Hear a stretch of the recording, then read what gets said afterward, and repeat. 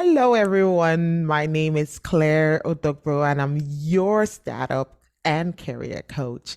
And I have my friend Grace Adeneye back with me. And in the last episode, we promised that we'll be talking about the use of generative AI for your resumes. So Grace has taught so many classes on ChatGPT and the use of generative AI tools and technologies. She's really getting into that space. So, Grace, share with us how we can use generative AI tools to update our resumes. Yes, hello everyone, and thank you so much, Claire, for having me back. It is true, I do quite a bit of career help and using generative AI to work on resumes and work on cover letters and interview prep. So happy to talk about that today. So I'm working under the assumption that those that are viewing are familiar with generative AI tools and large language models such as ChatGPT or Bing.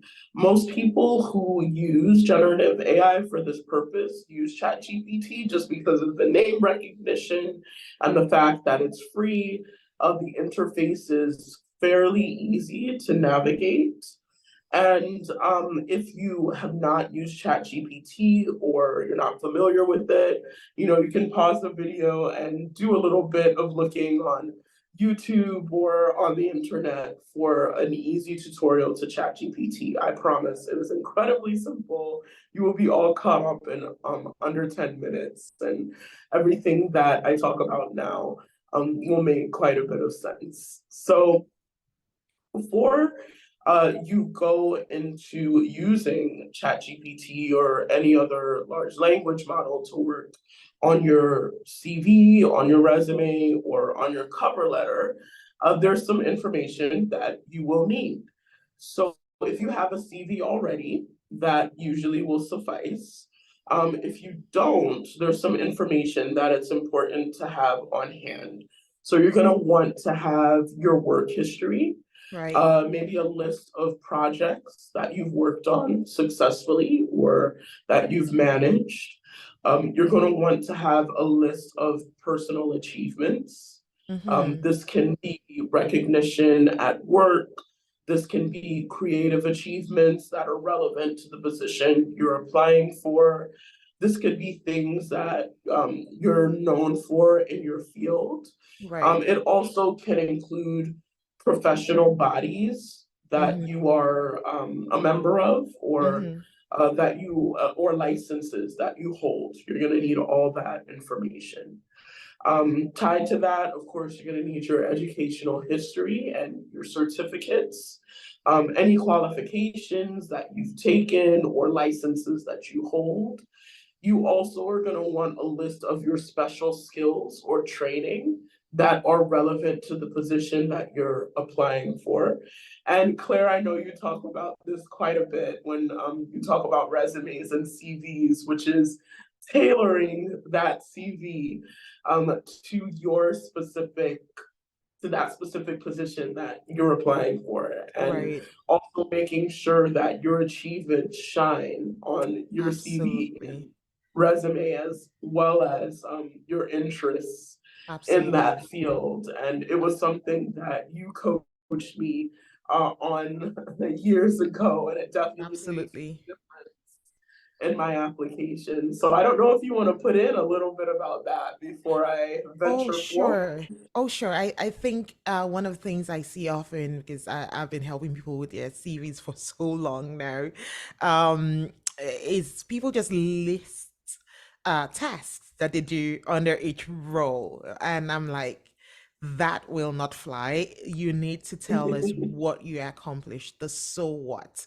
So what? What did you do? What did you accomplish, right? What was the result? You have to have that result orientation in your CV because people are hiring you for value, not just tasks. Because if it's just your ability to perform certain tasks, there's several people who can perform that role. So why you? Why should I hire you? That's always the question I ask my clients when they are being coached by me.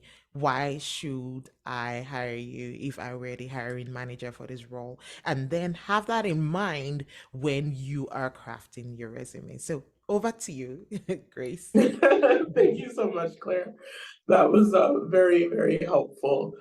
So once we've taken that advice and have Mhm, listed all of these things, the last thing that you're going to need is the job description and the mhm. roles and responsibilities of the position. And as I mentioned in our previous episode, you're also, if the company or institution does have one, you're going to want to have the vision statement or the mission statement of That's so the good. company.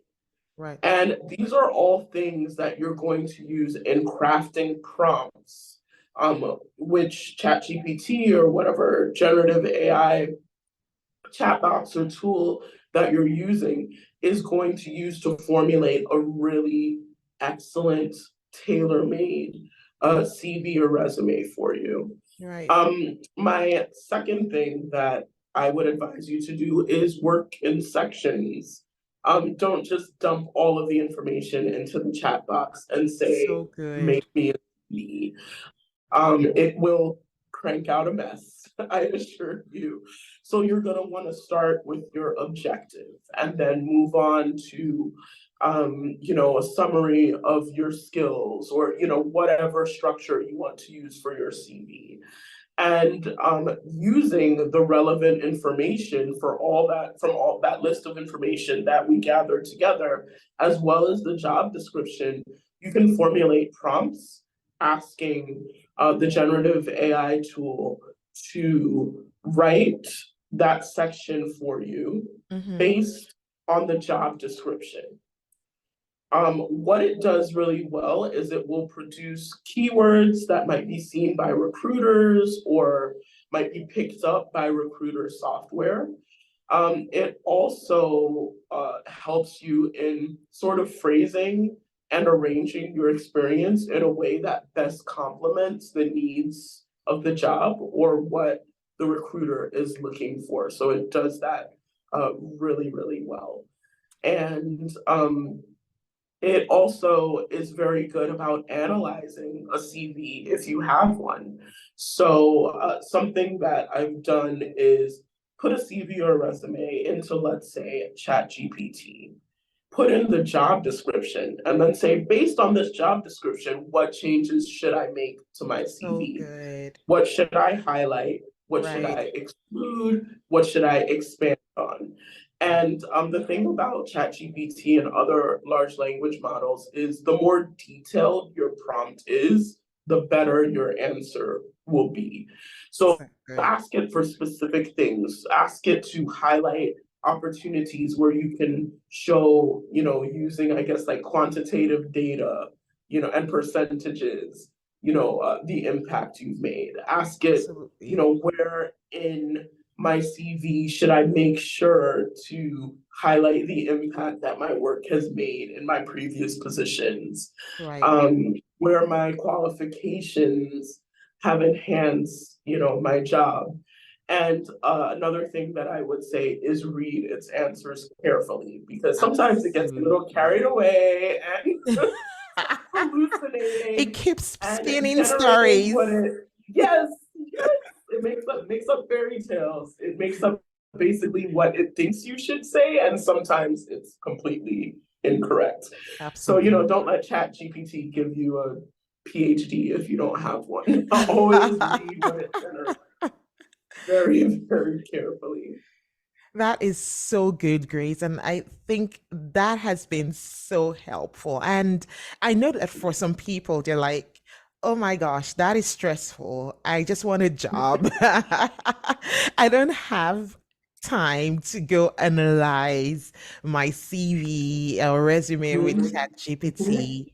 Um, and I just want to encourage such a person that one, it is worth your while because I don't know about you, but just hearing Grace talk through things you can do with generative AI tools, if you were listening carefully, it probably highlighted some of the things that you can improve in your job search or the reason why you aren't getting a call back. Now, imagine if you're applying for a highly competitive role in a highly competitive industry, as I've said in my previous video, and 99, as in for 100 applicants, 99 are doing that, or even 20 are doing that. Your CV will not stack up against them. You will be dropped very quickly, Yes, so you can use these tools to your advantage. And I know that in addition to generative AI, as in like such as Chat GPT, there are resume writing AI tools out there